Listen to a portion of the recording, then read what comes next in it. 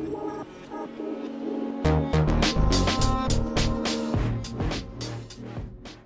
guys, this is Daniel. And Matthew. And we are That Damn Brand. All right. Got it right, because we're in person. Episode 10. Episode 10 of our podcast, yep. We're here to talk to you guys about a variety of topics, starting with Overwatch. Yes, Daniel's been playing a shitload of Overwatch lately, so let's tell him what you want to say about Overwatch. Well, my opinion's changed since I recorded the video, so I might go back and record that, but I don't like Brigitte. I really don't like her. I think she's overpowered. There's a game that I had recently where I was playing Ana, because that's who I'm trying to get good with, and they had a Brigitte. She would single me out every single time and kill me, and so eventually I was solo healing on Ana, and then I switched to Brigitte as a solo heal, which I thought was stupid as shit, but it's probably easier or better for me to not die than die, so I'm not doing anything when I'm dead. And I killed their Brigitte with me being Brigitte and turned the game around and won. Solo healing with Brigitte. That is fucking ridiculous. And I think she's too good. She does everything. She DDs. She somewhat tanks. Like I blocked D.Va ults with her before. I know it takes the whole shield, but still, you save the team. And I think she's too good. She does too much of everything. How do you fix her? I don't know, because how do you fix that without changing her whole character design? Well, I mean, from what we've seen with the character reworks they're doing so far, like with Hanzo and Symmetra's in the works, and Torb is going to be getting a rework, so they're not afraid to completely change up the hero's kit. But with a character that just came out, that is kind of fucked up, I think, because it's like obviously they didn't do enough testing and internal iterations for them to figure out all the kinks. And obviously any sort of internal testing they can do is not going to be anywhere near as valuable as getting the character out into the wild, just because there's so many more people playing it as opposed to the amount of people that can test it. I mean, the PTR is there for a reason, but still, once it gets out into the wild, I guess it's different. It totally is. And it's interesting when you look at the win rates for her. Overwatch Central did a video showing all the win rates, and it's just not consistent with the other characters. How you have that tamper off at the bottom, because at the bottom, when like bronze level, a least skilled character, or how should I say it? Since there's more people playing that aren't that good, any character is so viable. Brigitte has like a constant win rate across all levels, which no character does that except her. So, that shows that something's wrong. Yeah, that at the very least shows she's an outlier. Yeah. And, anyone that pays attention to statistics and stuff knows that outliers are never a good thing. So I'm interested on how they're going to fix her, how they're going to change her. I honestly don't know how you can change her. And, I guess you can lower her stuns and abilities, but without a major overwork, how do you fix a character that can do everything? Maybe, they make her shield break faster. Maybe the whip only goes a certain length, like you shorten it, or maybe the cooldown on her shield bash is longer. I mean, I think that's one of the nerfs they already did do, was increase it by a second. I think maybe, now that I'm thinking about it a little bit more, her healing, not the ability, but the auto heal that starts happening when she attacks, maybe if they tune down that, it makes her a little less invincible, because she is being used as a front-line character, which I think she was intended to be a backline character. How they were talking about how they didn't like it, that dive characters would dive on the supports, and it was basically a game of who can dive the other people's supports, so she was supposed to be in the backline protecting supports, but instead she's in the front line just fucking everyone up. So maybe they can turn down her auto heal, that's my idea, and that's probably what they'll take a look at, because that would be a way that they could tune her down a little bit and not totally have to rework her. Yeah, I mean, Blizzard is Blizzard, and we're not game designers by any means, so they'll figure it out. But yeah, as of right now, Brigitte, however you say it, she's OP and kind of annoying to deal with. Yeah, I don't like how the only way to fight her is with another one of her. Right. No, I agree. So. All right, but the next one is more uplifting. It's still Overwatch related. Yeah. So if you haven't heard by now, which if you play Overwatch, you should have. But yeah, because it's on your menu. It's as soon as you get in the game. It's on the launcher. It's in game. It's everywhere. But Blizzard released a Pink Mercy skin to support the Breast Cancer Research Foundation, and they have it's a skin that you can buy for I think it's $15. $15. Yeah, rather than the equivalent in other countries or whatever. But it's $15, and all the proceeds go to Breast Cancer Research Foundation, and they even have a way of encouraging you to watch certain streamers and stuff by they have sponsored streamers, and if you watch their streams for a certain amount of hours, you unlock in-game sprays and emotes and that kind of stuff. So it's a way to get to also raise money through those streamers Twitch channels, because you can donate bits or cheer with bits or whatever, and then donate money, and then all those streamers during their sponsored streams, that money is also going to the Breast Cancer Research Foundation. So it's a good cause, but I wasn't aware of this. Apparently some players are crying about it or in uproar about it. They're butthurt about it. They're saying it isn't fair that they can't afford a $15 skin, because I believe Blizzard came out at the very beginning of Overwatch saying that everything in the game that you'd be able to get without spending money, then that you'd be able to buy loot boxes. Well, this kind of goes against that. But for me personally, I give it a pass, because Blizzard's not making money off it, and it's going towards helping people in real life and changing people's lives.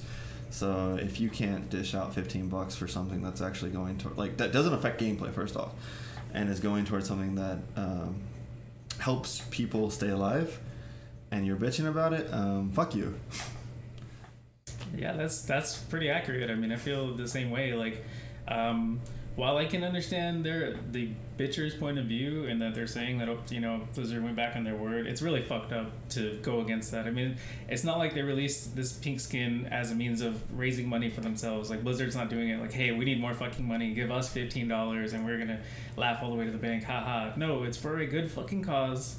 It's for fucking cancer, like, you know what I mean? Yeah. And so for people to be bitching about it, like, those are the type of people that have no fucking souls, and probably, unfortunately, they're part of the toxicity problem with Overwatch, which we've discussed in multiple episodes of this podcast, which at this point might be linked in cards up at the top. You can go and watch those. But toxicity is a major problem, and unfortunately, the community had this backlash or uproar or cry about it for a terrible reason. For it's a good cause, and they're just being assholes. That sucks. Yeah, I'll probably be getting the skin too. I play Mercy. I play a lot of support, and although I like to play Ana, she's not meta. She's not. There's a lot of times that me being Ana, I know if I would have been Mercy, things would have been different.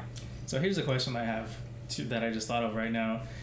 Do you think maybe they should have given people the option, like spend $15, like donate $15 to the Breast Cancer Research Foundation, and then you can get a pink skin for one of the female characters, like any of the female characters, like pink Ana or pink Orisa or pink, because like I like Mercy too, but I don't play her that often, because first of all, I suck as a healer, but second of all, like I don't think I'm that good at Mercy. So. I think they should have done that, and I don't know if you saw the different sprays, but I think the one where you watch 8 hours of the sponsored things, which is the longest time. It is. I've only got, I think, 2 of them for watching like 2 hours, but anyway. It has almost all the female characters in the spray. Oh, really? Yeah, so it would make sense to have one for all of them. Like, I would have gotten the Ana and the Mercy, and maybe like some other characters that I think Farah or something.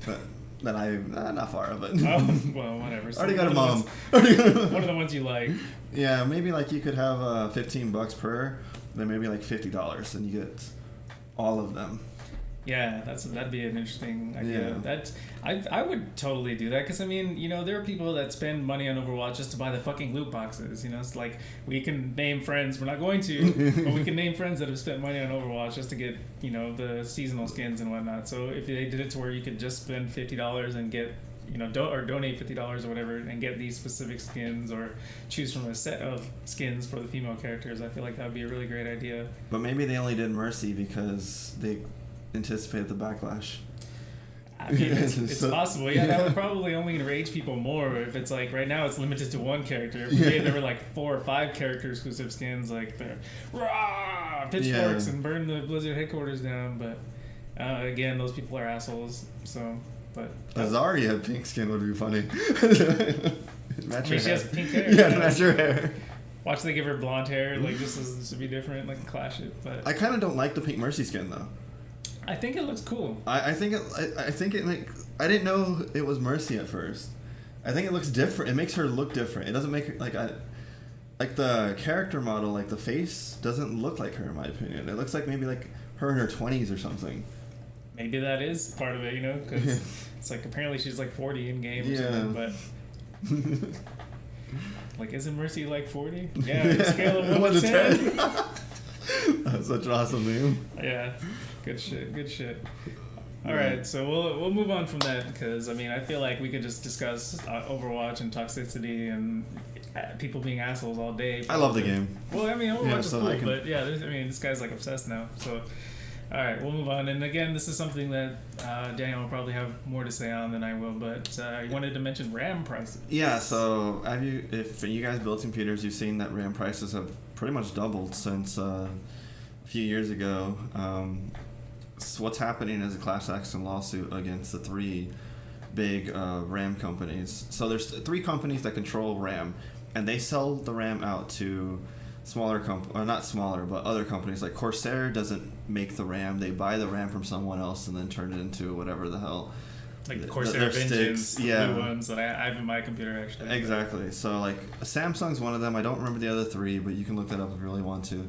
The main point of the story is that there's a lawsuit out there that doesn't really have the proof to say that they colluded to drop the supply of RAM. So, you drop the supply, obviously the price goes up, the demand stays the same. So they're making double profits without selling RAM, pretty much, because, there's none on the market. And the lawsuit points out that there was a big major tech convention where the CEOs could have gotten together off the record, like just met at a restaurant or something, right? And could have organized this because the RAM shortage started like right after that.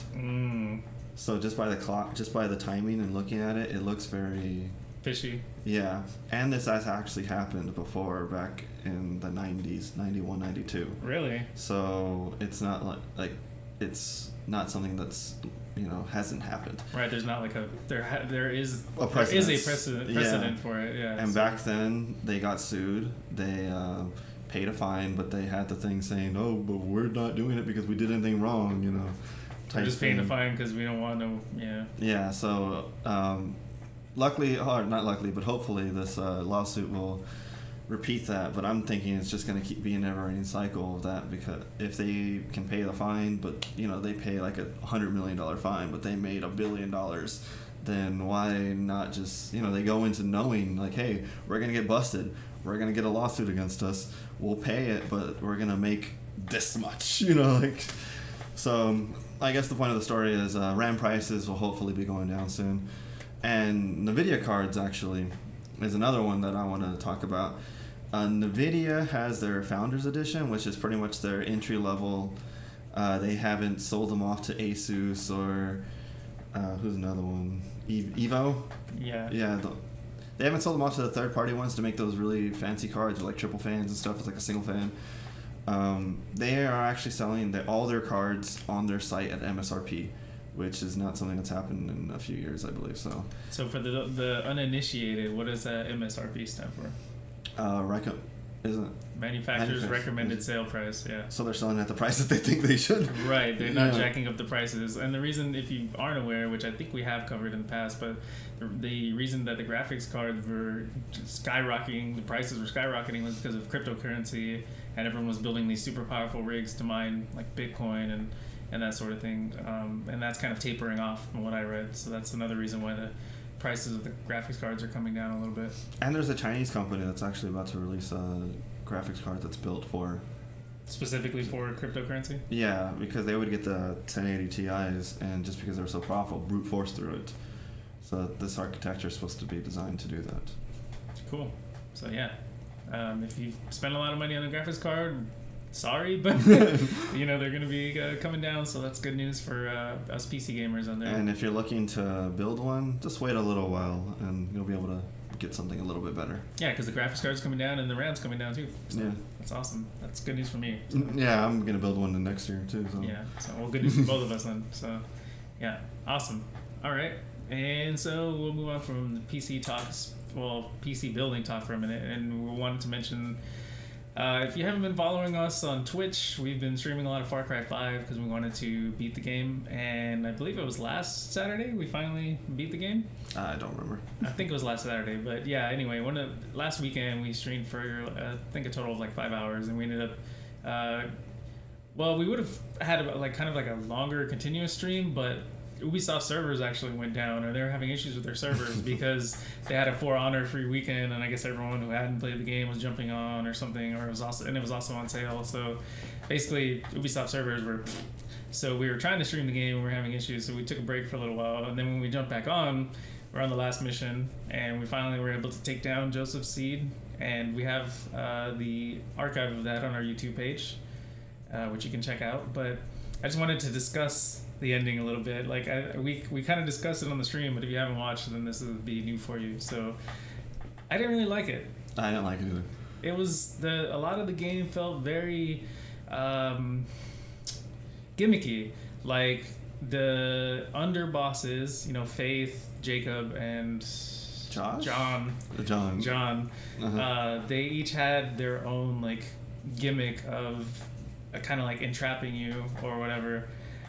Taking control away from your character, forcing you to sit through the long ass fucking cutscene, and then so it was kind of like they would monologue for a little bit. Like you'd get captured, they would monologue, and then you'd go back out in the world, do some more shit, piss them off more, they capture you again, monologue again, you get free again, and then it's like rinse and repeat. And like every single underboss has that. And so it was by the end of the game we were like, this shit again? Like, are you serious? I thought the whole tone of the game was over the top. I know what they're trying to go for, but I think they did it in the wrong way. The encapsulament was annoying because after the first, like, you know, so for the first one, you kind of see, okay, this is how the story progresses for this guy. And, you know, we did it in order. Like, we took down a whole person, then we went over, took down a whole person. So then by the second one, you're like, oh, shit, it's doing it again. And it's just, it's annoying as fuck. It's gimmicky as fuck because they capture you and you know you're going to get out. So it's not like even some sort of, like, sense of danger because you have another whole boss to kill. Like, so you're not gonna die. Right. I don't know, I didn't like it. It's just shitty. It was a shitty way to tell the story. The story itself was kind of shitty. And it was kind of disappointing because I was really looking forward to that game. The game itself was fun, so don't, like, I'm not saying the game's not good. The game was good. We enjoyed it a lot. There's random stuff going on in the world. It's a lot of fun. But the storytelling was awful. The story was awful. It was over the top. The way they just look at you and try to, like, freak you out like they're demonic, or not demonic, but psychotic and stuff. And it just, like, was like, get on with this shit. Like, maybe the first time it was cool, but then when it happens fucking 12 more times, it's like, calm the fuck down and let me play the damn game. Exactly. And see that, and that's basically the point. Like you said, the game itself was fun. Like, you know, the shooting, the driving, like all the different mini games and activities and shit you can do in the game, that was super fucking fun. But when I have to sit there and like be tied down to a chair in the game and watch my character like listen to some shit, to be fair, we could held B and skip it, but I like getting the story. When I'm playing a single player or a co-op game that's story based, I like getting the story. So I like seeing all the cutscenes. I like knowing why I'm doing what I'm doing. So I do sit through all the cutscenes, even though they are shit. The cutscenes shouldn't be shit though, especially for a AAA game like that coming from Ubisoft, who is a big ass company. I'd say top 5 probably. Yeah, definitely top. I would even say top 3. Top 3, like, you know, yeah. Maybe EA is right. like right. their jockey position. Yeah. But, yeah. They should know better, and I don't even think any other game did that from the series.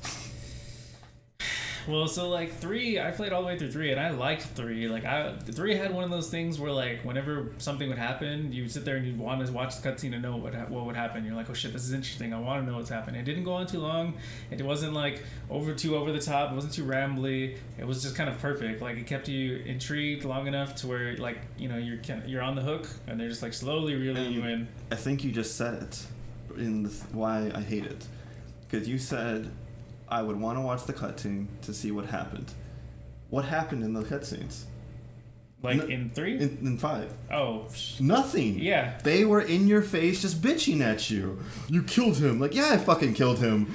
And I'm going to kill you, and I'm going to kill the next ones too, because that's what the game told me to do. Like, yeah. like nothing happens. They just bitch at you, and they just talk to you about why the Eden or whatever, but you don't fucking know about Eden, so you're not going to know. They just spit bullshit at you the whole time, and that's why they were boring. You just hit it. Nothing happened in the fucking cutscenes. So, yes, he's hitting on something I was going to get to as well. So, when you play a video game, there has to be a suspension of disbelief, essentially, because it's a video game, you know what I mean? Like, there, of course, a lot of games are realistic in terms of what's going on. But this game, the amount of shit that happened that was unbelievable is like through the fucking roof. Like you can only suspend your disbelief so much, and this game was like, no, bro, like way above. There's scenes where you're supposedly like jumping off a cliff, and everyone's fucking dead except for you. You live because you're the chosen one, or you're the hero of the story, so you don't get to die.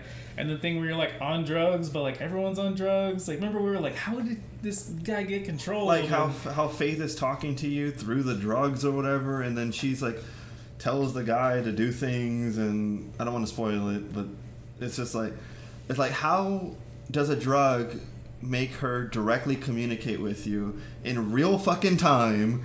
And it's just, it made no fucking sense, and the story doesn't explain it, and even if it did explain it, it would make no fucking sense.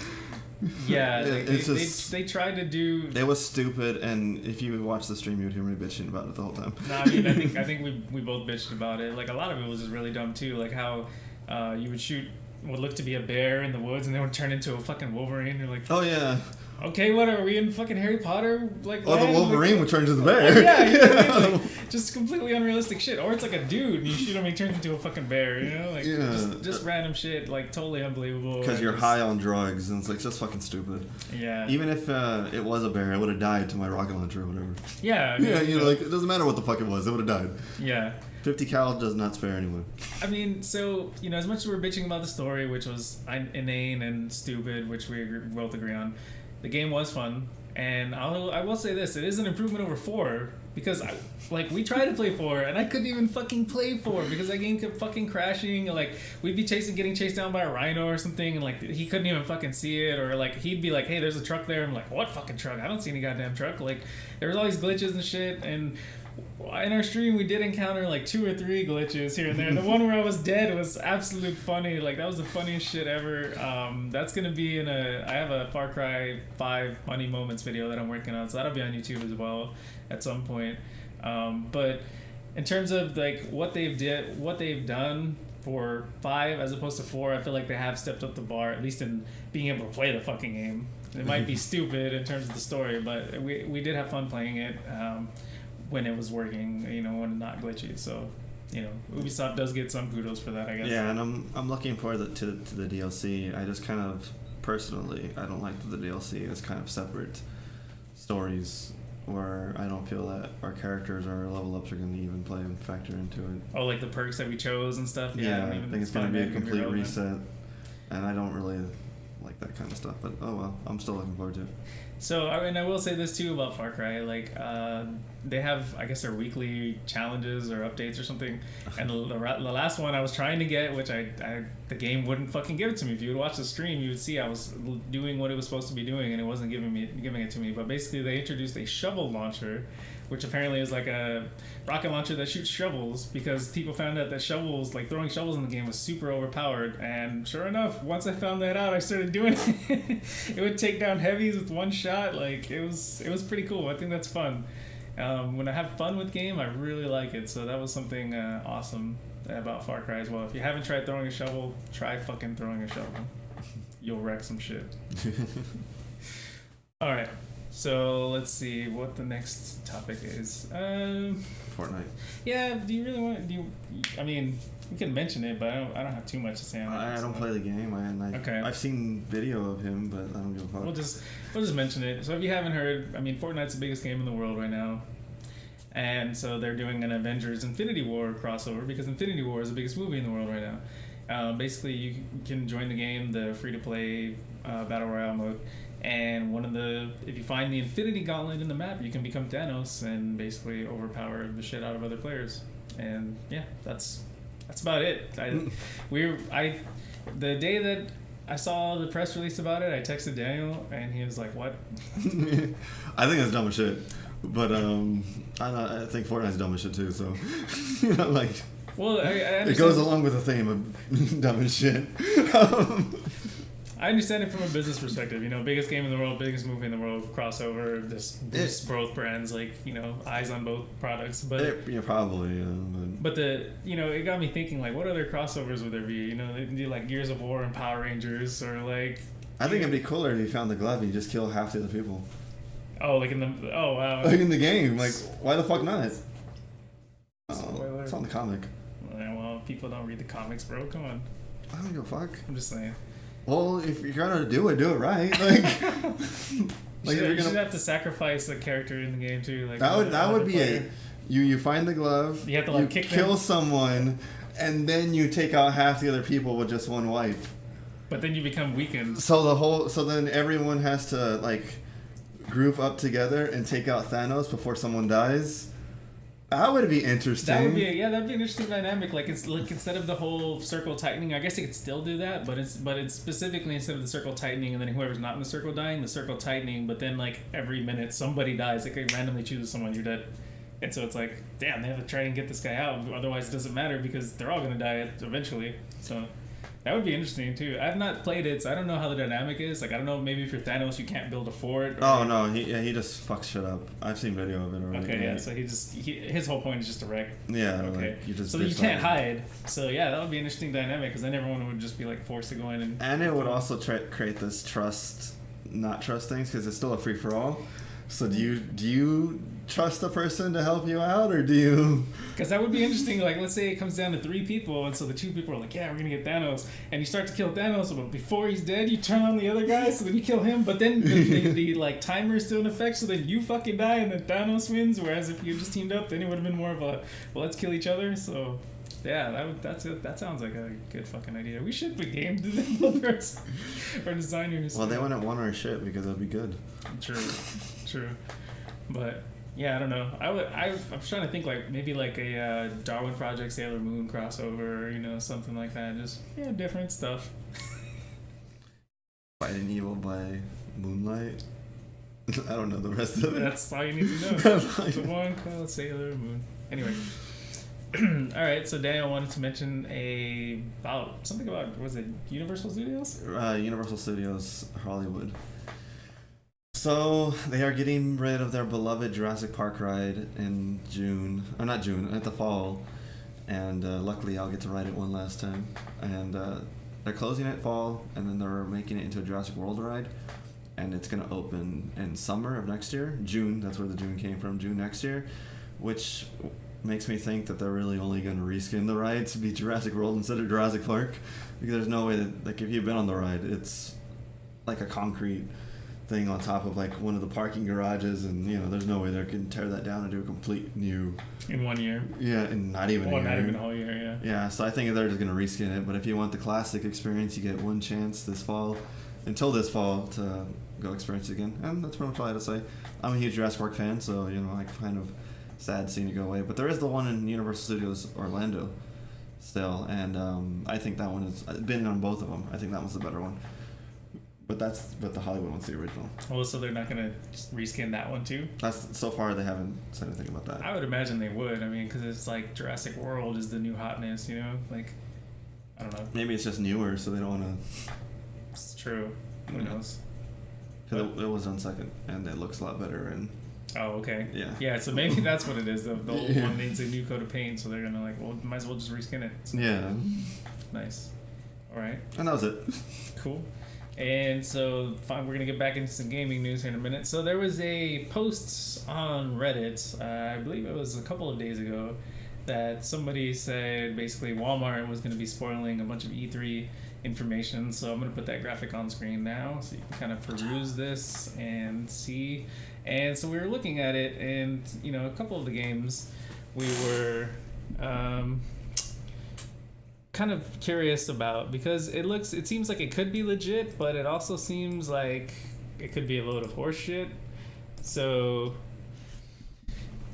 one of the games that I was surprised to see was Rage 2, because I did play Rage 2 on the 360, or Rage 2. I did play the original Rage on 360, and I didn't think it warranted a sequel. Like, I don't even think it sold that well, to be honest. Were there any games on the list that specifically stuck out to you as maybe like could be legit or could be fake? The one that stuck out to me was Borderlands 3, because we knew that they were working on it. They finally said that they were. Oh, did they? I thought they were just vehemently denying it. Like, no, it doesn't. I think they said that they finally were working on it, but it was like maybe 6 months ago, but they didn't release anything on it yet. So it makes sense that that's there. I believe Rage actually got a cult following after its release, so there is a little bit of following there. All the games on there, except for like Just Cause 5 and Borderlands 3. Just Cause 4. Just Cause 4, I'm sorry, yes. We knew were coming out. We knew Division 2 was coming out. We knew Splinter Cell was going to come out because of the Ghost Recon things, which we covered. Well, I mean, we didn't know that, but we highly, highly suspected it. Well, they got Michael Ironside out of nowhere. That was a good enough reason. Yeah. But still, like, it was... Last of Us 2, that's kind of a iffy one, I guess. That's the only one... Last of Us 2 is the only one on there, to me, that says that this could be fake. We knew about the Final Fantasy VII remake. NBA comes out every fucking year. Right. We knew Destiny was going to come out with a new content this fall. Yeah, but Destiny comment is what's throwing me off. Like, I don't... Maybe that's just a subtitle for the DLC or whatever. Maybe that's part of the DLC's name. Like, comment of and then what dumbness. What about Metroid Prime 4 for the Switch? They haven't done anything with that Samus in a while, and they spam their franchises. That makes sense to me. True, and then Smash Brothers for the Switch. We knew that was coming. Yeah, they've been talking about that, because there's actually a controversy, because they were saying that they are going to continue making it random rather than competitive, and that. What do you mean random? Because after Melee with Brawl, the whole point, like, they added a lot of mechanics in the game, like the tripping mechanic and stuff. Yeah, to stop wave dashing. Yeah. Yeah, just making it more of a game of chance, I guess, so everyone has fun. They don't want to make it a game of skill. Yeah, I saw a little bit of competitive Smash, and like the wave dashing is crazy. Yeah, I used to play competitive Smash. Super crazy, but yeah. Well, and so then I was just trying to think, like, because it says Assassin's Creed on the list, and like there was a point in time when there was an Assassin's Creed game coming out every fucking year, and they killed it. Well, yeah, and so they basically milked the fucking franchise to death. I was a big Assassin's Creed fan. I mean, I got a fucking shirt around here. There's a pop back there behind me. Like, it's literally right behind me, like right there. Yeah, you can see it. Yeah. But and I haven't seen the movie, by the way, but anyway, my point is that they released Assassin's Creed Origins last year, and so this is Assassin's Creed. It could just be an announcement saying that it's not coming out. Right, it's not coming out this year, it's coming out next year, but if it's announcing it for this year, that's, kind of giving me a pause. I don't think it will, because look, how many Ubisoft games on there? Just Cause is Ubisoft, right? I'm not sure. Okay, well, let's just say Just Cause is not, because we're not too sure. Okay. We have The Division, we have Splinter Cell, we have Assassin's Creed, and, well, that's 3 games. They're not going to throw all those games at us in fall. Well, and so if those are coming out this year, and then Far Cry 5 came out this year too, that's pretty much every fucking... I think Beyond Good and Evil is fucking... It is. So, yeah, like, Ubisoft's going to release their entire fucking library this year? Like, well, I think it's all announcements. Yeah. And then it's going to go pre-order just to, like, get hype and whatever. Yeah. To benefit off the hype. Like, maybe if it comes out in March of next year. Yeah. They already locked in the pre-sale for someone who's like, yeah, I love that game. Like, Beyond Good and Evil, holy shit, that's been... in the making for how many years? I don't know, a lot, but yeah.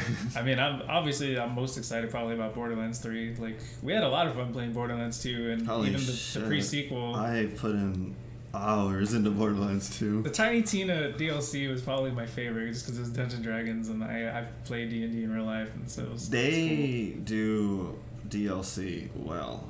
Borderlands 2 DLC, not the first pre-sequel was kind of meh. Yeah, like, the Borderlands 2 DLC was good. The Torg was good. The Tiny Tina was good. I'm trying to think what the other ones were. The Pirate Booty or whatever. That was alright. Well, I know, but I'm just trying to think of yeah, no, I'm just saying. And then, I think the first 2 sucked, actually. Was it Torg that was the first 2? No, Torg was in Torg was towards the later end. Okay, I think the first two was alright, and then the first one was like the Halloween one, the Dr. Ned or Dr. Zed. That wasn't the first game. That was the second one. Oh, yeah. Well, anyway, yeah. So the first Borderlands had decent DLC too, but anyway, we had a lot of fun with that. So like, yeah, Borderlands 3, I'm pretty hyped for. I think that's gonna be a lot of fun. I'm looking forward to playing that. And it's co-op, so we'll be streaming it as long as Gearbox isn't assholes and make us do display captures. I don't think that will. I know, because it's not highly competitive for fucking Bungie. Yeah. Anyway. Yeah, Destiny coming out. I think the prices are just placeholders. Yeah, I know, those prices are definitely placeholder. $80 fucking like shit, cuz I wouldn't play any of those games. Well, I mean, Borderlands can have a shitload of money, but I don't know. Gears 5, like as an announcement, I can see, yeah, but I don't know. It seems like, I guess 4 did come out last year, right? 4 came out a while ago. Like a year and a half ago? Yeah. Like that? Yeah, we still haven't finished that shit. We need to go back and play it. Yeah.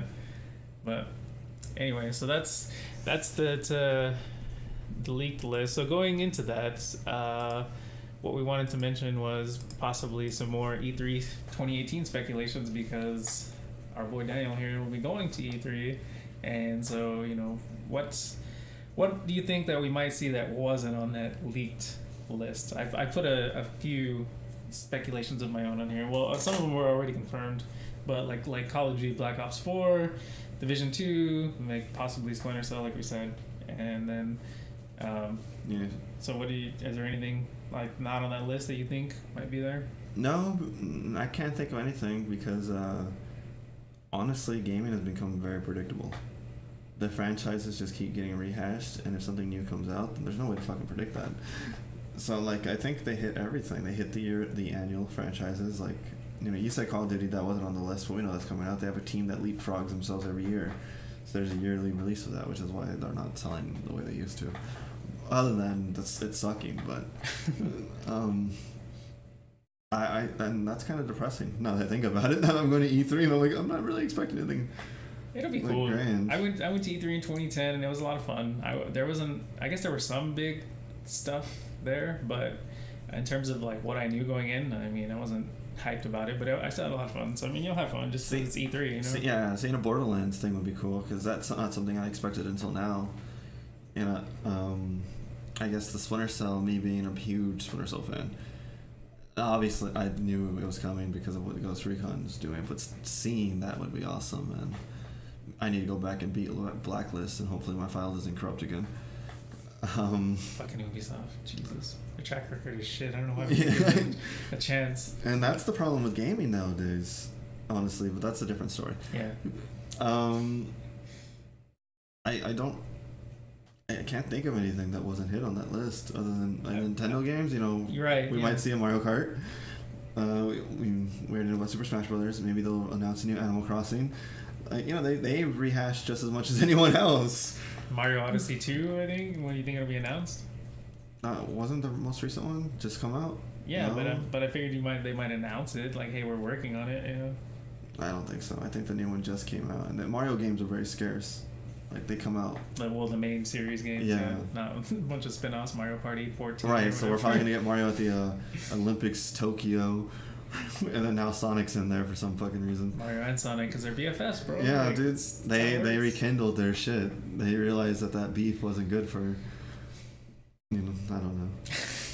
This is no one involved, but this is something that's so far out of left field, but I would be super fucking hyped for if they finally announced that PSO2 was coming out in North America.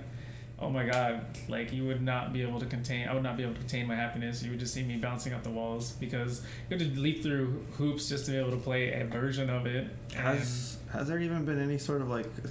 No, I looked into it. I looked into it not that long ago. The last thing about it was they said that they probably weren't gonna bring it out.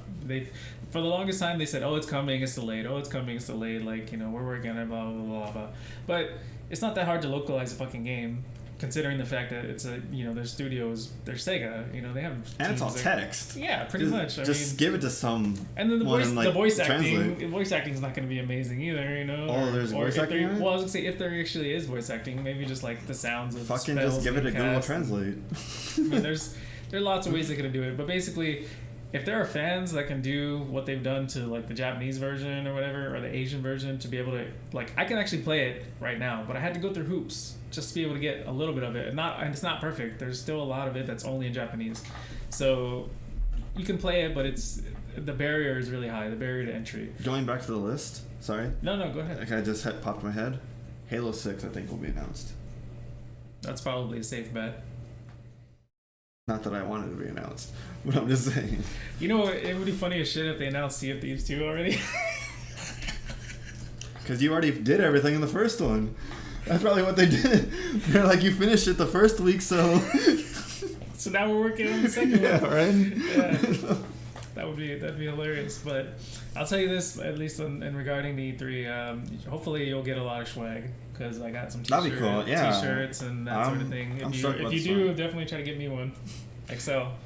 I'm stoked about the swag. You know, I'm really excited to go. It's a bucket list of mine, so I really once I saw the opportunity, I bounced on it, and hopefully I'll be sending updates from there. I can talk about the trailer I saw, see what give comments, maybe some demos that I've got to play. Impressions, that sort of thing. Yeah. Yeah, that'd be great. So I think that's probably it for this episode, because we're running very long, a little bit longer than usual, but I feel like our conversation was very good, so hopefully not going to be too much editing. But yeah, so we'll probably call it a wrap on this episode. So I've been Matthew. And I've been Daniel. And we'll see you guys in the next episode. But real quick before we go, just wanted to say another quick thank you to everyone who supported us thus far. We're at 100 YouTube subscribers, and we're growing steadily on our other channels as well, Twitter and Instagram, Facebook, that sort of thing. So we just want to say thank you. And also, if you haven't seen by now, we're also giving out an Xbox One code for Descenders, which I reviewed a couple months back, and it's a lot of fun on the PC. So the Xbox version is probably going to be just as well. So we'll see you guys next time. Laters. Bye.